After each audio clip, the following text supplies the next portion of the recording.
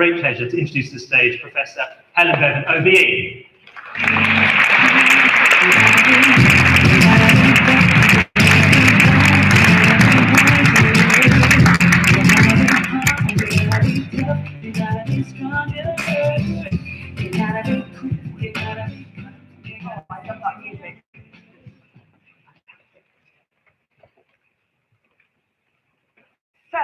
Yeah, great to be with you this morning. And I want to talk about community, but I want to talk about community in a particular context, which is actually quite different to the context that Donna talked about earlier. And yet, sitting and listening to what she's saying, there are just so many parallels. So I'm an internal change agent in the National Health Service in England, and I've been doing that for 30 years, okay, making change happen inside the system. And I've worked on many very large change projects of community.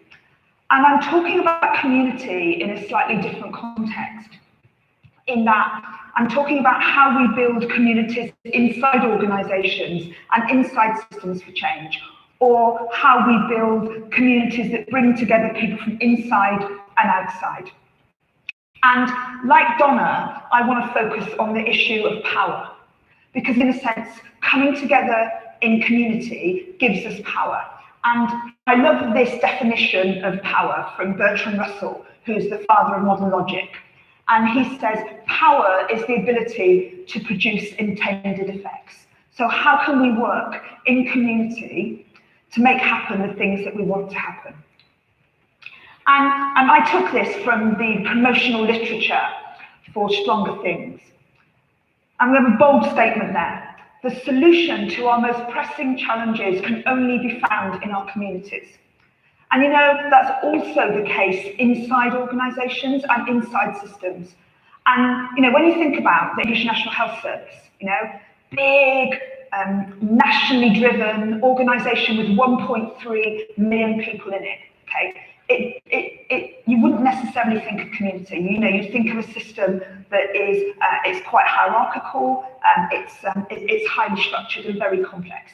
And yet I'd say I spoke to so many of our colleagues at the point of care. So we talked to nurses and doctors and support workers and allied health professionals.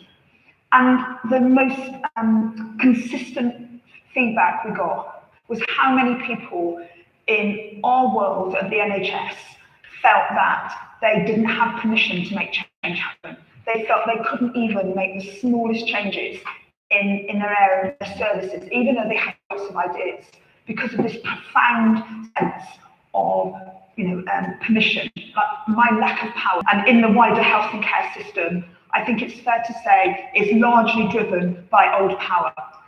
And when I think about local government, I would say, and universities, I'd mostly say the same.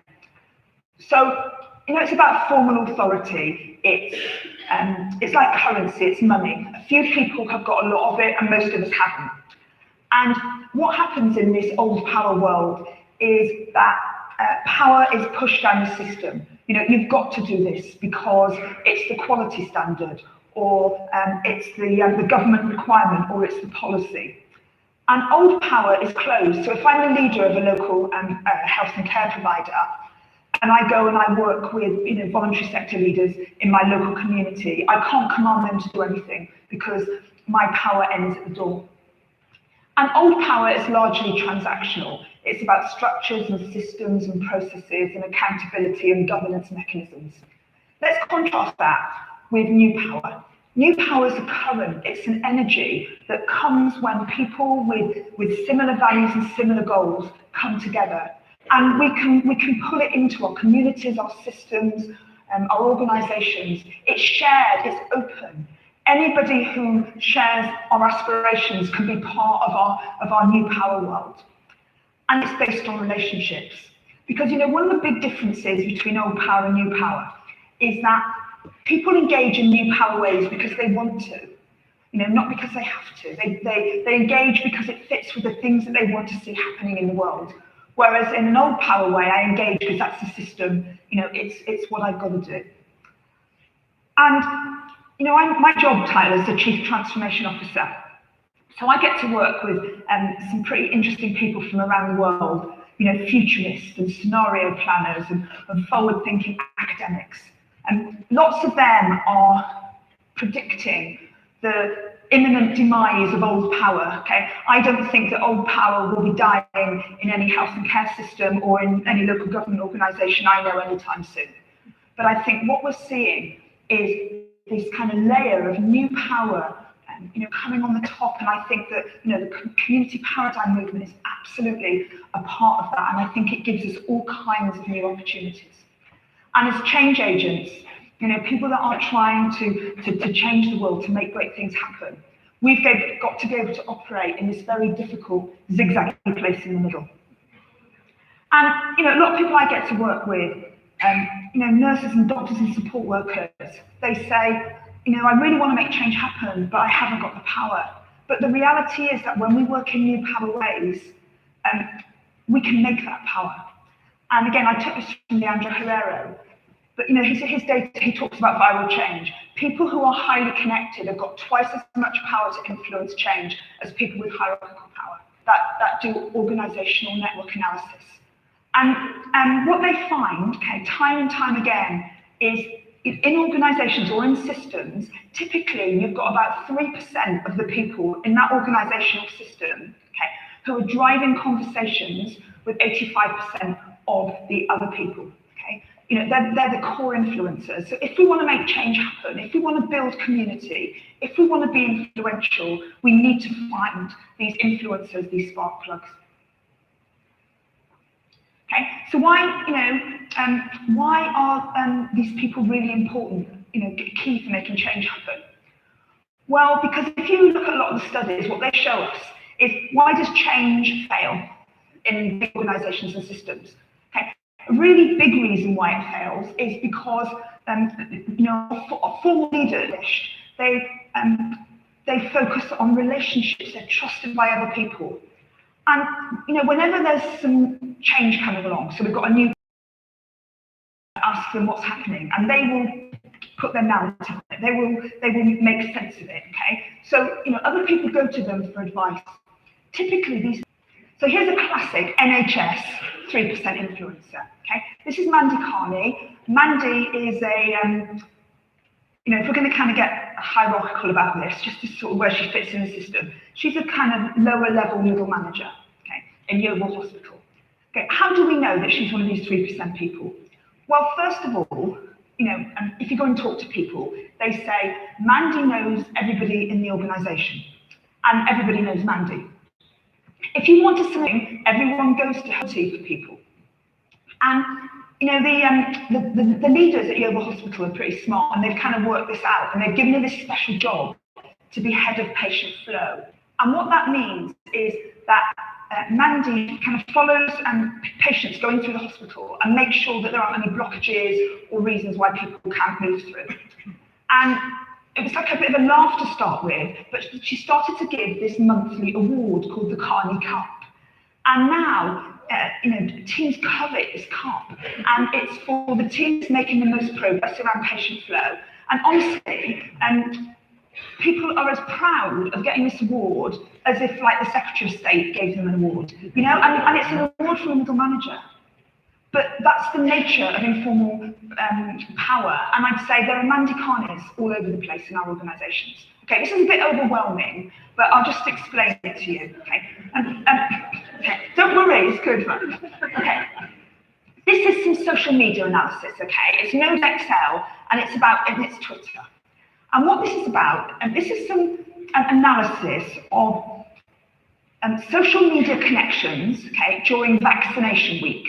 So every year we have vaccination week, when we promote vaccinations. And what you've got here, is NHS England. And NHS, I could show you this picture of almost any corporate body and it would be the same. But what you've got here is NHS England. You see this sort of egg shape here. And what's happening during the week about vaccinations, and is putting a lot of information out. But can you see around the edge, there's a very thin line. That means basically they're broadcasting. They're putting information out, but people aren't picking it up and tweeting it on. it's going out and it's going nowhere. Okay, well, it's not going nowhere, but it's not being influential and being passed on. Okay, can you see all these like concentric circles here? Okay, those are really interesting. Those are what we call the clinical superconnectors. These are clinicians, mostly doctors, who are the 3% influencer equivalents on social media.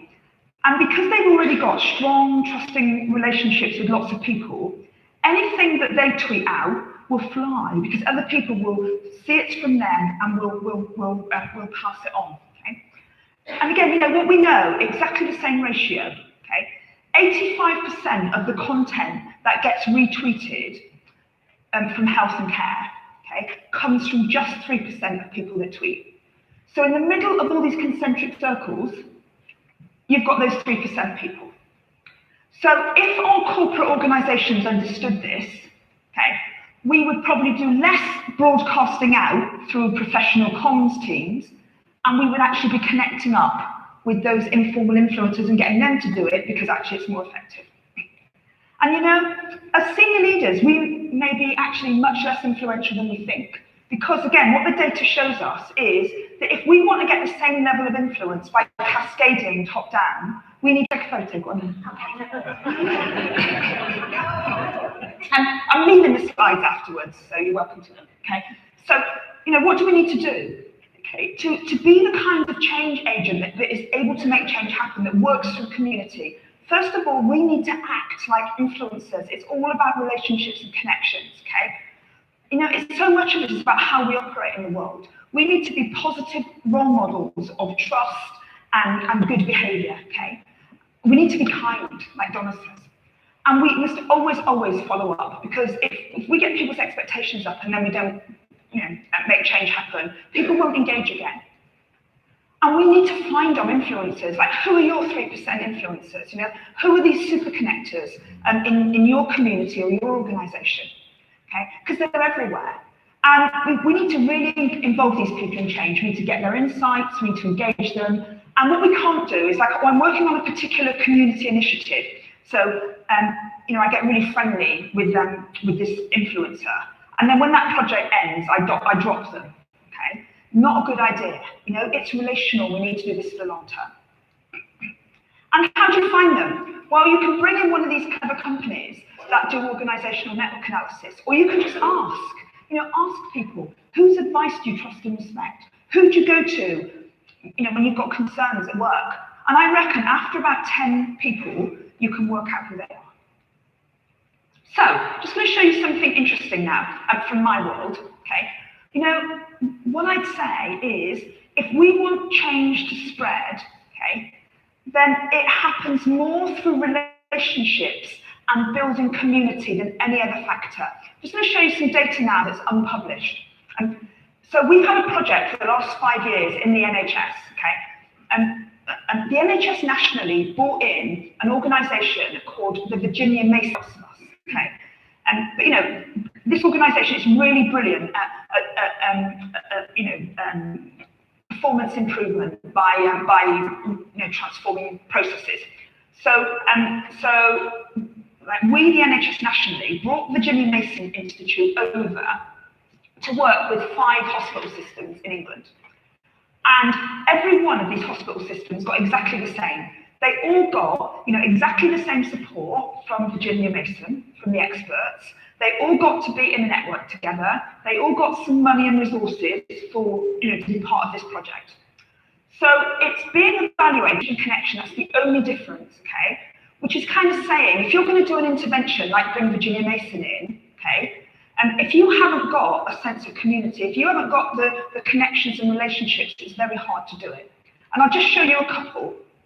Okay, this is Hospital A, and in performance terms, they're outstanding. Okay, and what you can see here is people are connected. You know, a really high degree of connectivity, high degree of interaction, everybody talking to each other, lots of collaboration. And we know that these kind of pictures are associated with a high capacity for people to facilitate knowledge exchange and to learn from each other. If people are connecting all the time, if people have a sense of, you know, a community and connection, then they learn better.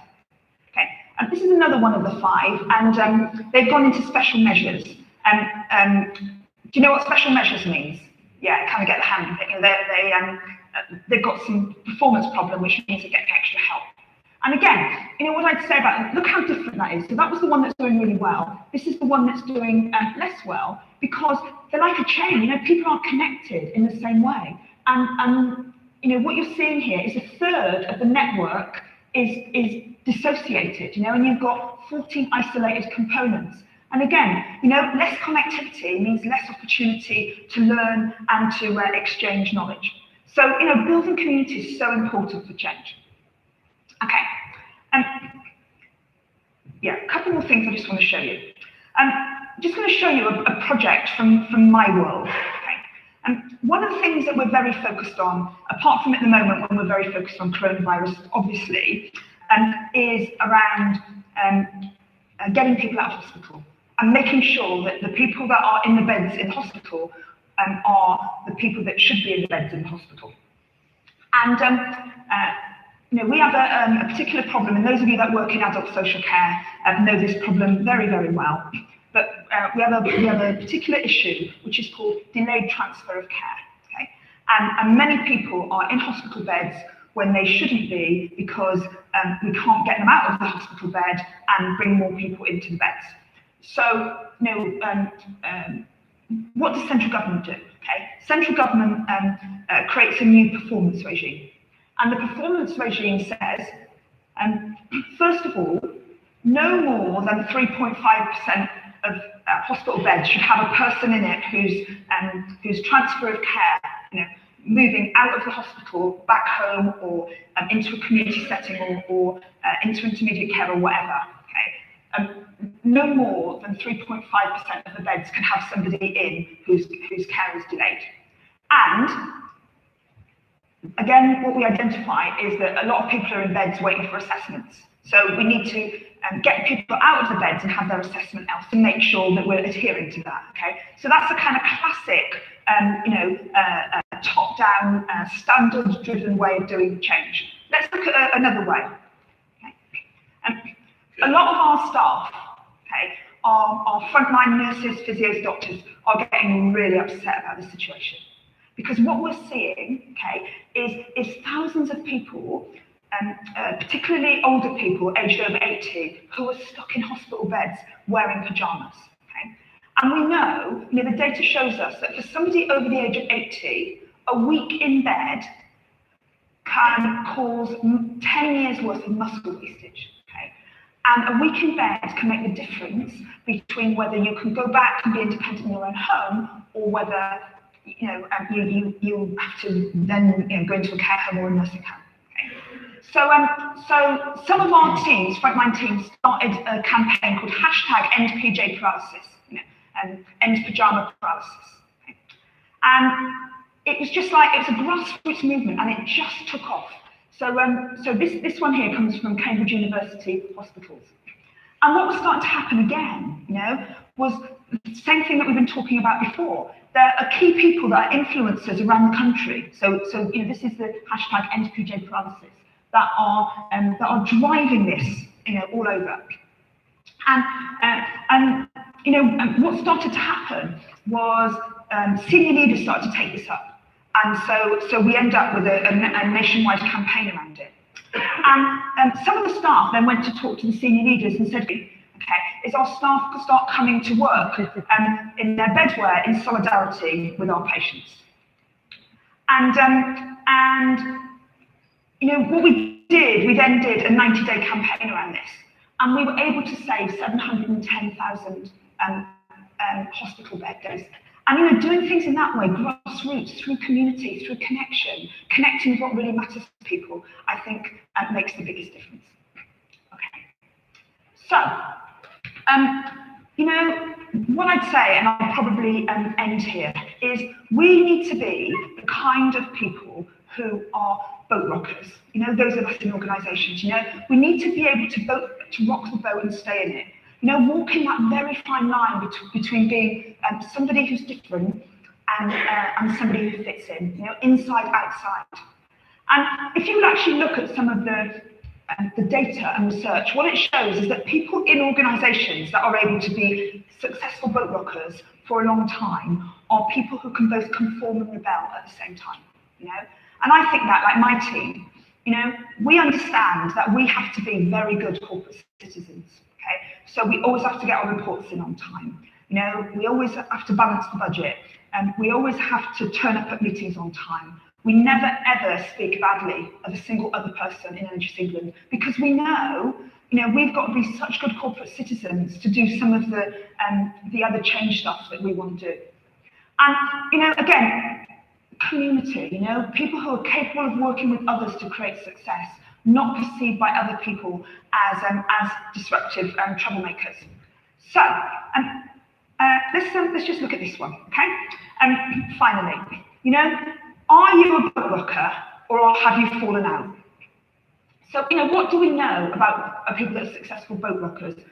We're passionate about the person-centered mission of our organizational system. You know, we're able to keep perspective, we're optimistic, we generate energy, we attract other people towards us, we see possibilities and hope and potential, and we're capable of working with other people to make change happen.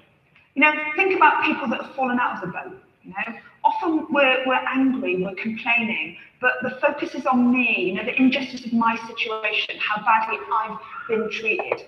And I'm pessimistic because I've been in this organisation for a long time and I've seen 100 projects and I don't rate any of them. So I sap the energy of other people, I alienate other people.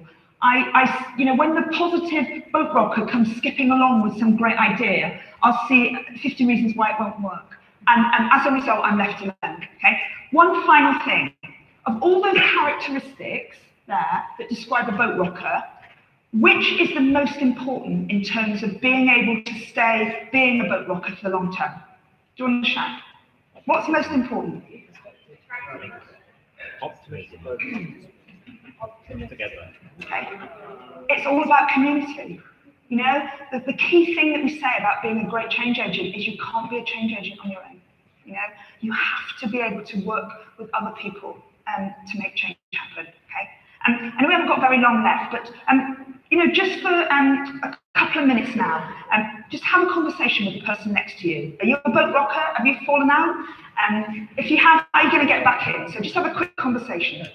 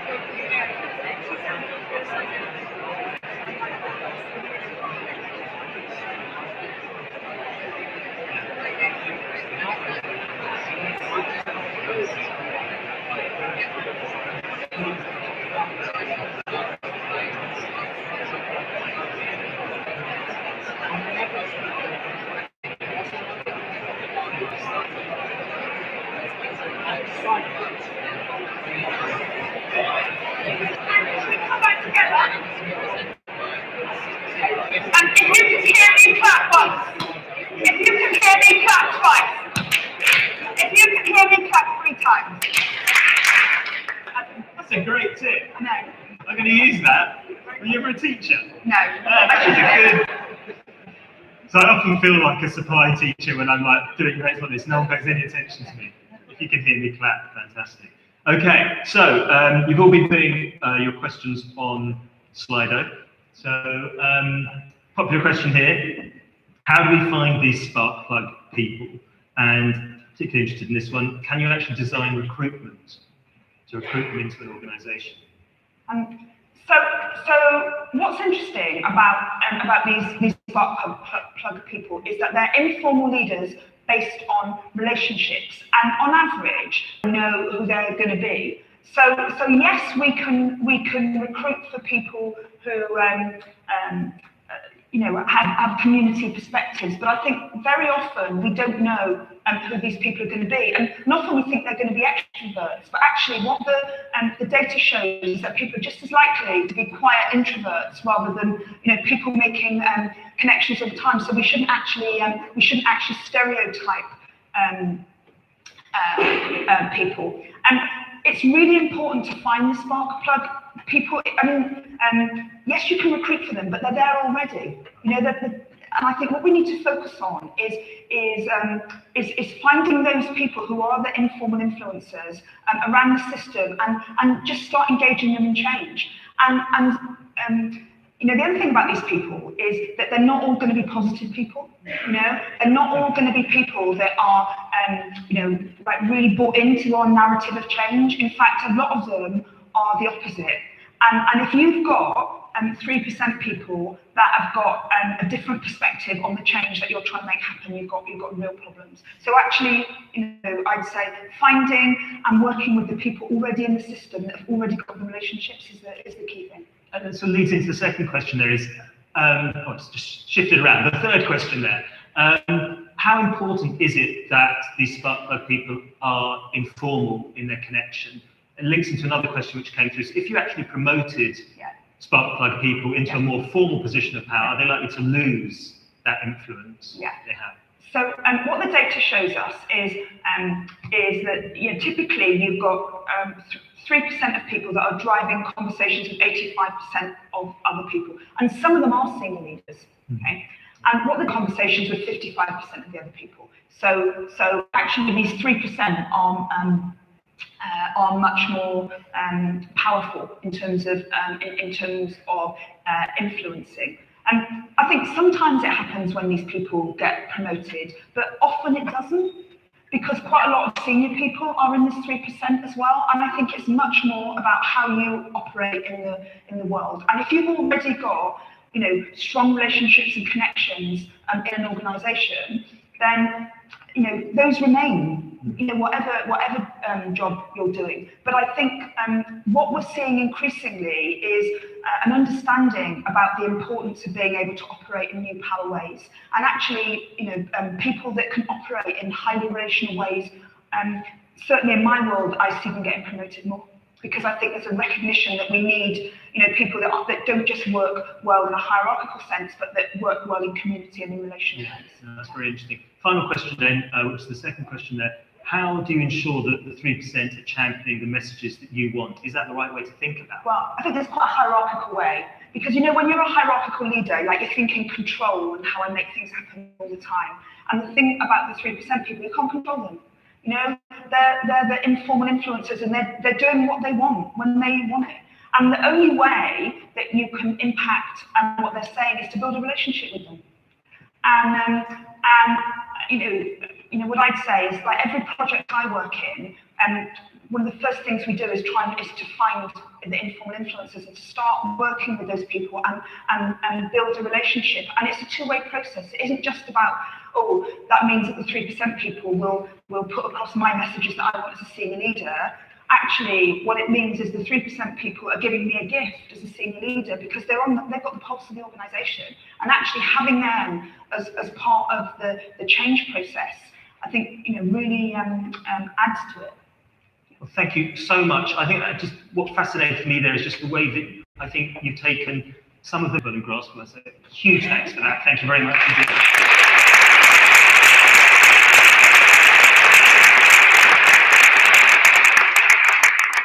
So we are going to break for lunch now. Just very quickly before we do break for lunch, which will be down in the